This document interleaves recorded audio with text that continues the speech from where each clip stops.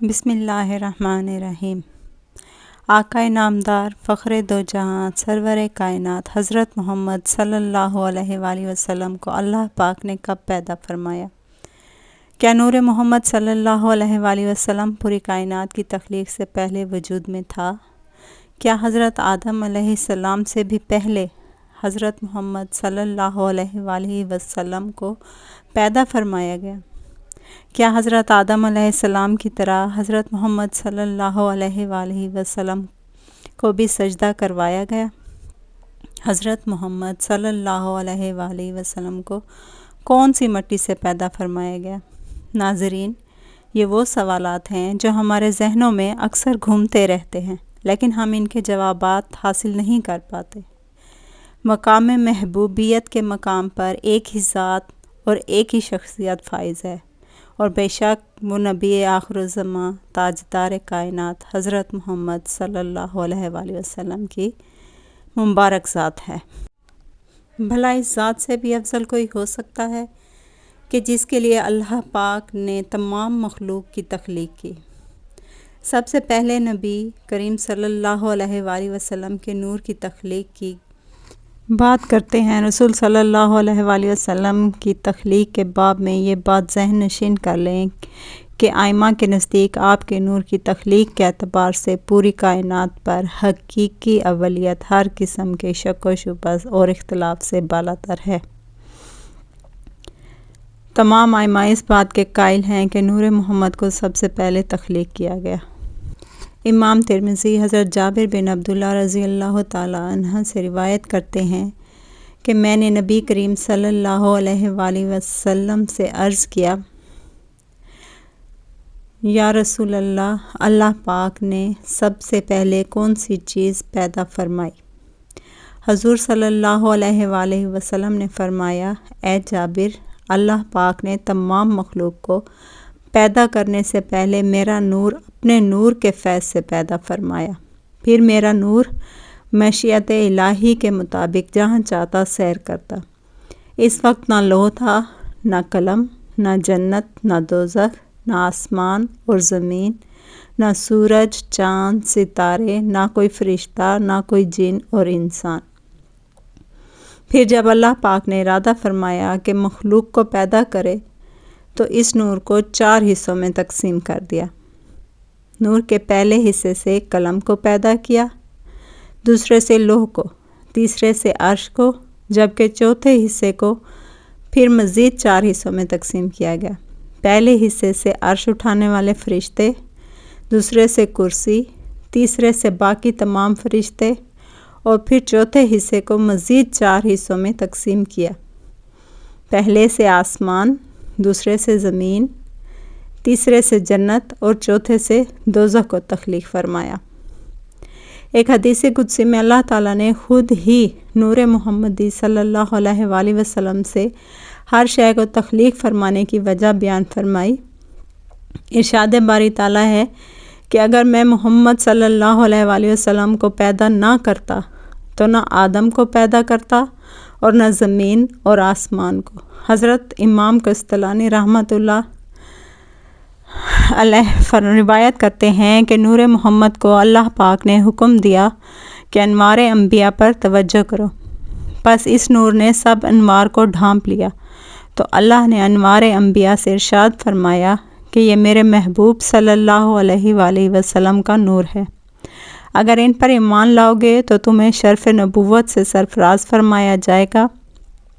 اس کا ذکر قرآن پاک میں اللہ تعالیٰ فرماتا ہے، یعنی یاد کرو اس وقت کو جب اللہ نے تمام انبیاء سے یہ عہد لیا کہ جب میں تمہیں کتاب اور حکمت عطا کر کے مبعوث کروں تو اس کے بعد آپ کے پاس میرا پیارا رسول صلی اللہ علیہ وآلہ وسلم آ جائے گا، تو اس پر ایمان لانا اور اس کے مقاصد کی مدد کرنا۔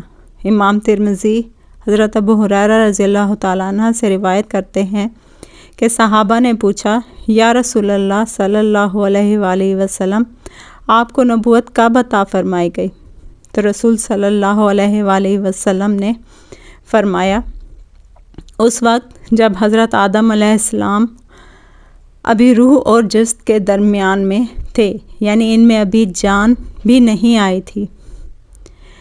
احکام ابن الکتاب میں حضرت زین العابدین سے روایت ہے کہ انہوں نے اپنے والد حضرت امام حسین اور انہوں نے اپنے والد حضرت علی رضی اللہ تعالی عنہ سے روایت نقل کی کہ نبی صلی اللہ علیہ وآلہ وسلم نے فرمایا، میں آدم علیہ السلام کے پیدا ہونے سے 14,000 برس پہلے اپنے پروردگار کے ہاں ایک نور تھا۔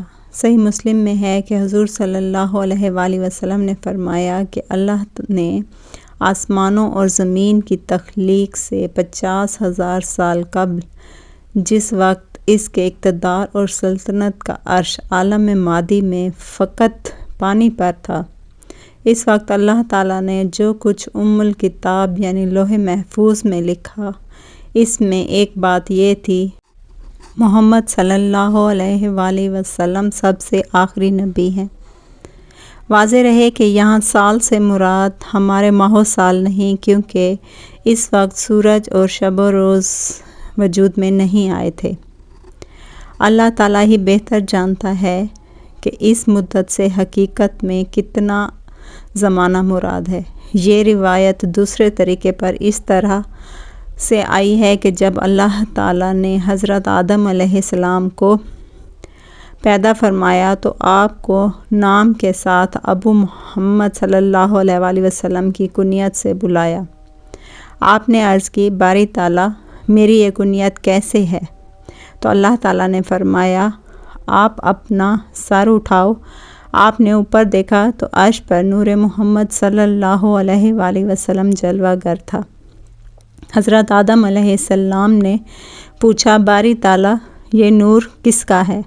اللہ تعالیٰ نے فرمایا، یہ نور محمد صلی اللہ علیہ وآلہ وسلم کا نور ہے، یہ تیری اولاد میں سے ہوں گے، ان کا نام آسمانوں میں احمد اور زمین پر محمد ہے۔ اگر میں اسے پیدا نہ کرتا تو نہ تمہیں پیدا کرتا اور نہ زمین اور آسمانوں کو پیدا فرماتا۔ یہ تو تھی نور محمد صلی اللہ علیہ وآلہ وسلم کی تخلیق۔ اب یہ سوال ہے کہ نور محمد صلی اللہ علیہ وآلہ وسلم کو جسد میں کیسے داخل کیا گیا؟ یعنی حضور صلی اللہ علیہ وآلہ وسلم کا جسد مبارک کیسے بنایا گیا؟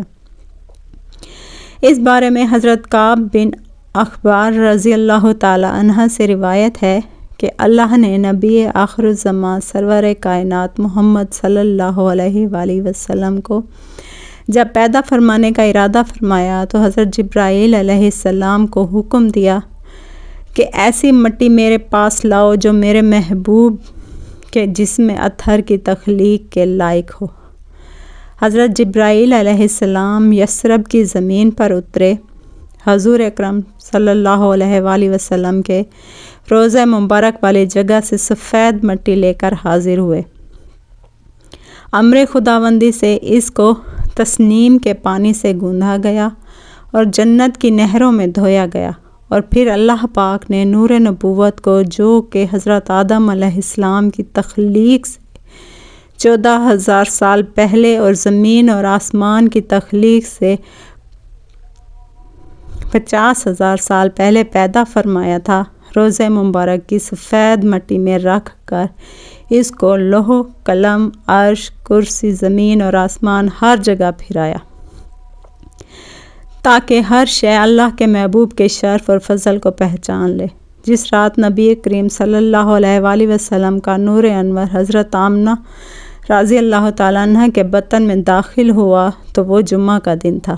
اس رات کو دوزخ کو بند کر دیا گیا اور جنت کے دروازے کھول دیے گئے اور ٹھنڈی ہوائیں زمین پر چلا دی گئی، اور ایک منادی نے آسمانوں میں ندا دی، سب گواہ ہو جاؤ کہ چھپا ہوا نور اپنی والدہ کے بطن میں آ چکا ہے۔ جہاں اب ان کے سفید جسد عنصری کی تکمیل ہوگی اور وہ لوگوں کے لیے رہبر اور بشر بنا کر دنیا میں تشریف لائے گا۔ روایت ہے کہ اسی دن قریش پر سخت قحط کا خاتمہ بھی ہو گیا۔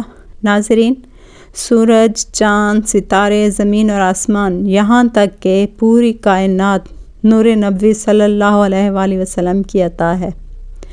اللہ تعالی ہمیں توفیق عطا فرمائے کہ ہم اہل ایمان، اہل محبت اور عاشقان رسول صلی اللہ علیہ وآلہ وسلم بن سکیں، ہمارا نام تاجدار کائنات محمد صلی اللہ علیہ وآلہ وسلم کے عاشقوں میں لکھا جا سکے۔ اللہ پاک سے دعا ہے کہ وہ ہمیں نیک اعمال کرنے کی توفیق عطا فرمائے۔ کمنٹ سیکشن میں آمین ضرور لکھیے اور حضرت محمد صلی اللہ علیہ وآلہ وسلم کے 99 ناموں میں سے ایک ضرور کمنٹ کریں۔ ایسی مزید ویڈیو کے لیے ہمارے چینل کو سبسکرائب کریں، شیئر کریں اور اپنا بہت سارا خیال رکھیں۔ اللہ حافظ۔